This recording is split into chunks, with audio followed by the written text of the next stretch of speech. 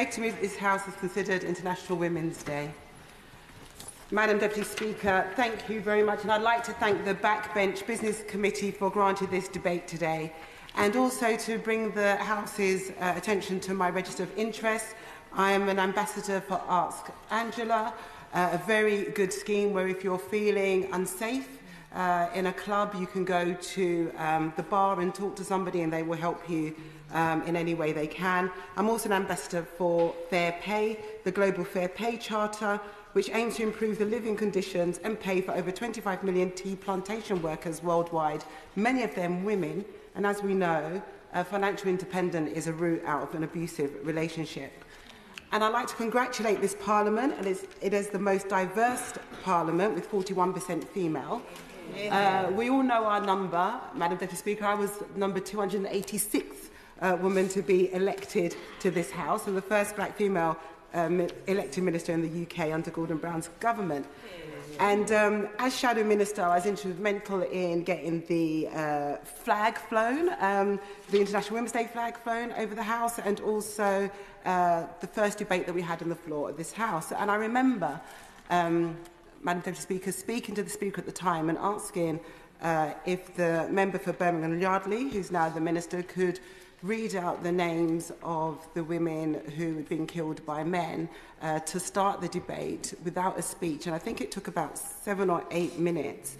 And the thing is, 10 years later, that list is still as long. It still takes that amount of time. And you think, how can that be so? How can it be so that a woman is still killed every 3 days? And there's still the women by a partner or former partner, and there's still women that are not counted, like women who commit suicide because of domestic abuse, and trans women and girls. And I've been thinking about this a lot, Madam Deputy Speaker, and I've been told that heterosexual straight white men and boys are feeling that there's no place for them anymore in society, and that is why they are turning to the far right. And that really saddens me, because there is a place for everyone in society. And of course, there's a place for straight white men and boys, and a very important role for them to play in society. And we will hear a lot today the fact that one woman is killed every 3 days, and 97% of them are killed by men, the majority of them white. So if we want to protect women, we need to reach out to those men, the ones are informed, the ones that are kind, the ones that are loving. And we need to say that we need you now more than ever before. Because right now there are some serious, toxic, misogynistic men, and some of them straight, and they are harming women, they are harming society, they are harming gay people, they are harming black people, and this is the very foundation of which we live. And we need to say no. I thank my honourable friend for giving way. In the UK, a woman is murdered by a current or former partner every week. Research from Women's Aid shows that 46% of women have faced some form of abuse in an intimate relationship during their lifetime. Given these harrowing statistics, we must confront domestic abuse for what it truly is, a national emergency. Does she agree that life-saving specialist domestic abuse services, which have been chronically underfunded, must receive the investment that they so desperately need?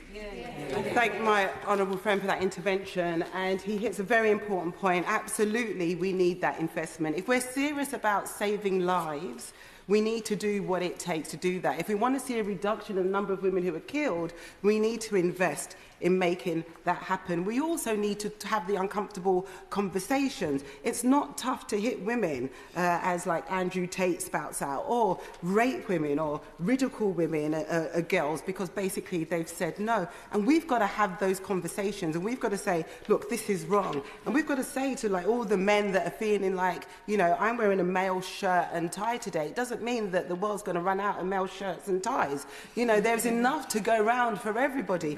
And we've got to have that conversation, and we've got to show men loving women. We have to show that. We have to educate. We have to educate boys and girls. And what's really interesting is that there are some fathers who treat their daughters like princesses. and they think that that's how their daughter is going to learn how to be treated, when the reality is the daughter will learn how to be treated by how the dad treats the partner. I'll give way. And the Honourable Lady for Brent Dees for bringing this forward, and unfortunately I can't stay for the debate, but I want to have this on record. The Northern Ireland statistics for the murders of women is the highest in all of the United Kingdom. The Minister knows that. So does the Honourable Lady agree with me when it comes to addressing these issues of the murders of women across this United Kingdom of Great Britain and Northern Ireland, there needs to be a strategy that starts here and sweeps out to the rest of the regions so we can better manage it and respond to it and protect our women and the women and ladies and young girls in Northern Ireland but across this United Kingdom. I thank my honourable friend for that intervention. I'm sure you'll be forgiven for missing half of the debate today. Absolutely. Women are killed. That is a fact. And we've got too used to talking about the statistics without really thinking about who was at the end of it, the fact that we are losing a woman every 3 days to murder. And it starts somewhere, right? At the end of the day, the way that women are demonised, the way that women are attacked, the way that we attack trans women, it starts somewhere, and it's a deliberate act and action. And I want to thank a lot of the organisations like Fawcett Society, Centenary Action, which I'm co-chair with the Shadow Minister, Asian Women's Resource Centre in Brent. It's important that we start to celebrate women. And Madam Deputy Speaker, when the Mayor renamed the train lines and renamed it the Lioness line that I get on, I was a little bit confused, first of all, when I got the Lioness line, am I on the right train? And then, now I smile, because I think when people say, why is it called the Lioness line, the response is always going to be because there was a really great female football team that brought the cup home. And so this is the little things that we have to do, but I think will make a big difference. And there's a lot of kind of men who feel insecure about that, and we need to tell them, look, don't worry, just chill. You know, there's men that are saying that we shouldn't talk about firsts. Women who are first to this, are first to do that. And I say, look, we should celebrate and talk about it because it shows a little bit of progress. We still got a far further to go, like the first female speaker of colour in the chair. Congratulations, Madam Deputy Speaker. You know, we should celebrate that. The first female Metro Mayor, Tracy Brabham. The first registered blind MP for Battersea, Marsha Dakova. And I could spend my whole time talking about all the firsts. And I think, you know, we should celebrate it because there are more good people in the world than bad.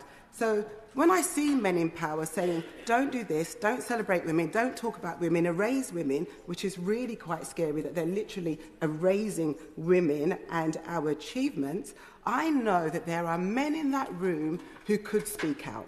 I know that there are men in that room who must speak out because actually we have some aggressive male, white, supremacist people that are saying, you know, we don't exist, or we shouldn't exist, or we belong in the kitchen, and that is it. And we cannot go backwards. We have come too far to go backwards, and it ain't going to happen. So I say to people, like, if I was to ban steps, like, bear with me, everyone, if I was to ban steps and replace all steps with a slope, would that stop you from getting to your destination? No, it wouldn't.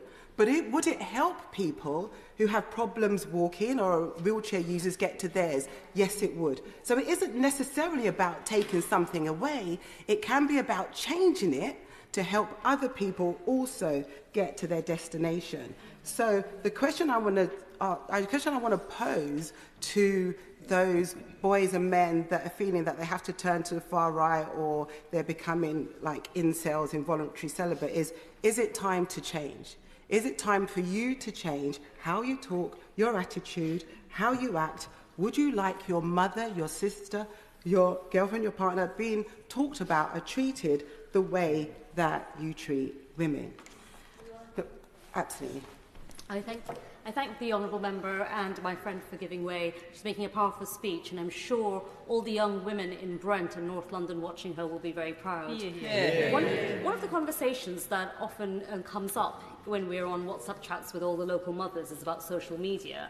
And she's talking a lot about change. The statistics show that 40% of young women and girls, after spending time online and on social media, feel lonely and depressed because of all the online abuse. Could I ask my honourable friend to comment on the fact that I think social media platforms need to take some responsibility on the content that is amplified through their platforms? Thank my honourable friend for giving way. Social media platforms have a vital role to play. Now, social media platforms, they understand that negativity spreads faster than positivity. It's like in the old days, the legacy media, where if it bleeds, it leads. They're absolutely aware of the damage that they do. And so we have to, if they're not going to voluntarily make the changes that they need to make to their platform, then we need to, as a government, legislate for those changes to be made. I thank my honourable friend for that intervention. When I watched the story of the War's Only Women's Army Corps unit of colour, which stars Kerry Washington as Captain Charity Adams, I actually cried. It's the 688th Central Postal Directory Battalion. They contributed to the war effort in a unique way. What they did was they sorted through 17 million pieces of mail and delivered it to American soldiers on the front line, improving their morale. And that was 855 black women who did that. They brought hope to the front lines, but they were discriminated against, and there was barriers put in their way to stop that happening. And yet still, after going through all of that, history still tried to erase them. And you think, why is that? Why do you continually try to erase women and people of colour out of history?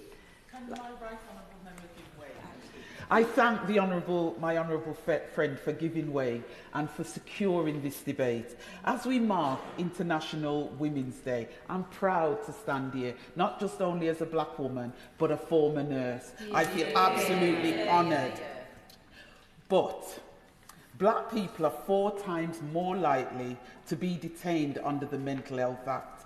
Does my honourable friend agree that we can only truly say that we have honoured International Women's Day when this glaring disparity is addressed? Thank you, and thank you. I thank my honourable friend, and she's also a first, so congratulations. And yes, I absolutely agree with my honourable friend on that point. Madam Deputy Speaker, on average, we will all live to see 80 Christmases. So the thing is, what are you going to do with those 80 Christmases that we are going to live to see? Some people in the world are acting like they're going to live forever. God, I hope not. On average, that won't be the case. But some people pass through the world and leave it just as they found it. Our job in Parliament is to change the world for the better. We need to leave an indelible footprint that stands the test of time in perpetuity. And if we want to impress on that footprint, you must ensure that the world protects women. And the world needs to protect all women, not just straight white women. We should start with the gay women, the black women, the disabled women, because if we protect those, we will protect all women and the world will be a better place. And I often say that I can't get my rights until everybody's got their rights, and our rights and our lives are very much intertwined, whether we sometimes believe it or not. And just because I am pro-women and pro-LGBTQI+, and pro-black, it doesn't mean, as sometimes I'm accused online, that I am anti-white. Far from it. I am pro-jerk chicken and rice and peas, and I still love a bit of pie and mash and fish and chips. You can love more than one thing and be pro many things. And I kind of want to end around this on a really cold reality check. I want to quote Malcolm Gladwell.